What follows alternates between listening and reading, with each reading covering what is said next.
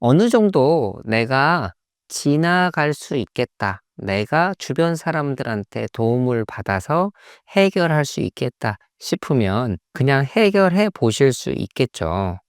그런데 인제 여기서 그냥 말씀을 그냥 드리자면 제 환자분들이 오셨을 때 이렇게 질문들을 하세요. "내가 병원을 오는 게 맞았을까요?" 라고 질문을 하시는데 저는 그러면 무조건 잘 오셨다고 합니다. 오셔서 저한테 돈 벌어줘서 고맙다가 아니라 이만큼 오시게 할 만큼 병원에 오는 거는 아무리 문턱이 낮아졌다고 하더라도 병원에 오셨던 거 자체는 그만큼의 힘든 요소가 있었던 거고 고민을 많이 하셨을 겁니다.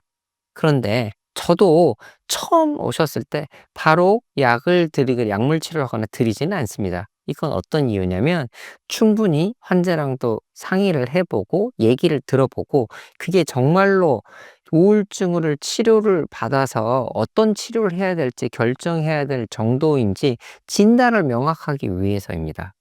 그러려면 병원에 오셔서 이게 치료를 받아야 될지 말지를 결정하는 것도 병원에 와서 보셔야 되지 않을까요?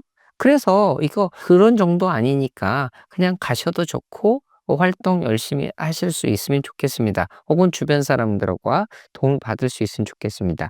이러면 훨씬 더 안심이 될 수 있잖아요. 그러니까 저의 생각은 오셔서 치료를 받을지 말지도 오셔서 상의를 해 보시면 어떨까 싶기는 합니다.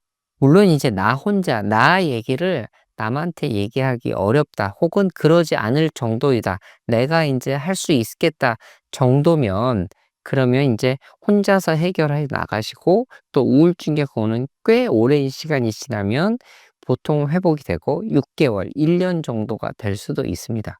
그러면 회복이 되기도 하는데요.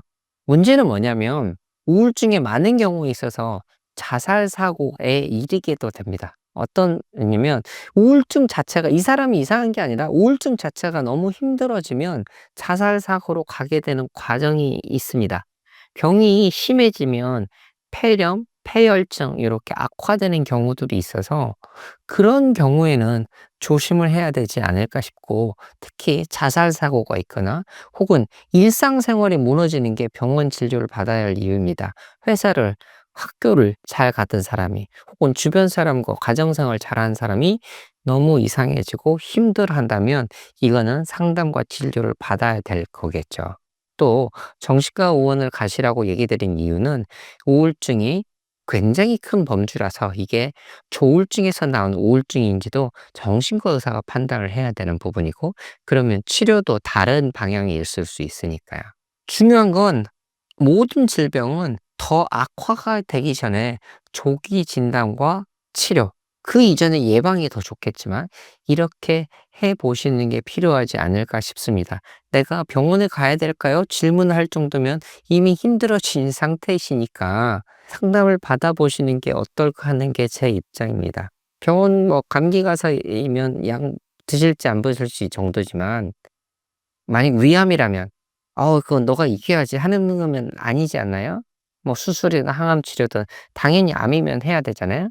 근데 우울증은 정말 생명을 잃게 하는 10 대, 20대 국내에 자살률은 전 세계적으로 너무 높고 10 대, 20 대는 당연히 젊으니까 병이 아니라 운수사고, 교통사고로 이런 문제가 이 사망률이 높아야 되지만 우리나라는 자살률로 목숨을 잃는 안타까운 일이 많습니다. 그러니 이런 위험한 상황에 처하기 전에 확인을 해 보시는 게 어떨까 싶습니다.